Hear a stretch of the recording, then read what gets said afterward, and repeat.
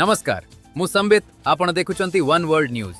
आजिर political news update रे आमे आलोचना करिबु तीनोटी बड़ खबर विषय रे जहां देशव्यापी चर्चार विषय पालटिछि।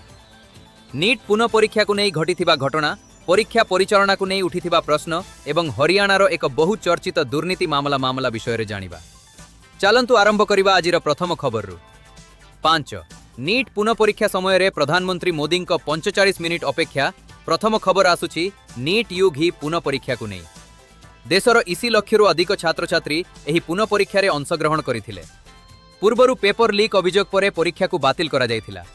रिपोर्ट अनुसार प्रधानमंत्री नरेंद्र मोदी विमान बंदर रे पहुंचिबा परे प्राय 45 मिनिट अपेक्षा करिथिले, जहा द्वारा परीक्षा केंद्र को जाउथिबा छात्र छात्री यातायात रे बाधा सृष्टि न हुए। एही घटना सोशल मीडिया रे बेस चर्चार विषय पालटिछि। अनेक लोक एहाकु छात्र छात्री प्रति एही घटना आउ थरे देशर बड़ परीक्षा गुड़िकर परिचालना उपरे आलोचना को जोरदार करिछि।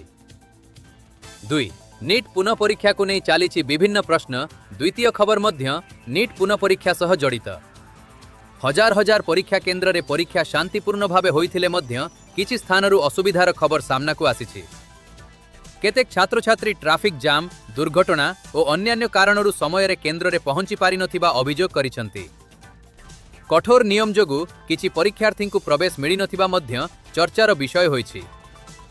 सोशल मीडिया रे अनेक लोक कहउचंती जे परीक्षार स्वच्छता जरूरी, किंतु अपरिहार्य परिस्थिति रे छात्र छात्री पई किछि विकल्प व्यवस्था मध्य रहिबा उचित। एही विषय केवल एक परीक्षा नुहे बरं लक्ष लक्ष परिवारर आशा और भविष्यत सह जड़ित।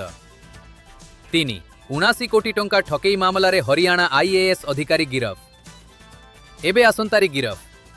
एबे आसंतु तृतीय एवं गुरुत्वपूर्ण खबर को।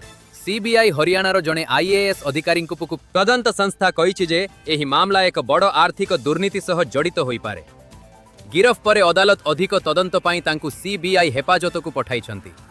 एही खबर प्रकाश पाइबा परे सोशल मीडिया रे तीव्र प्रतिक्रिया देखा जाइछि।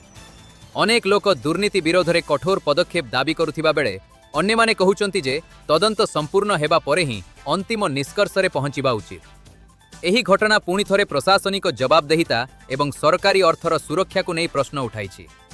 समापन आजिर तीनोटी खबर तीनोटी भिन्न क्षेत्र सह जड़ित हेले मध्य गोटिए साधारण वार्ता देउछि सुशासन, जवाबदेहिता एवं साधारण लोकंक सुविधा आजिर समयर सबुठारु बड़ आलाजिर समयर सबुठारु बड़ आलोचनार विषय। सोशल मीडिया रे चर्चा बढ़ुथिबा बेले प्रत्येक विषयर संपूर्ण तथ्य जानिबा एवं तथ्य आधारित मत गठन करिबा आवश्यक। एतिकी सह आजिर पॉलिटिकल न्यूज अपडेटर समाप्ति। मु संबित आपण देखुथिले वन वर्ल्ड न्यूज। नमस्कार। खुथिले वन वर्ल्ड न्यूज। नमस्कार।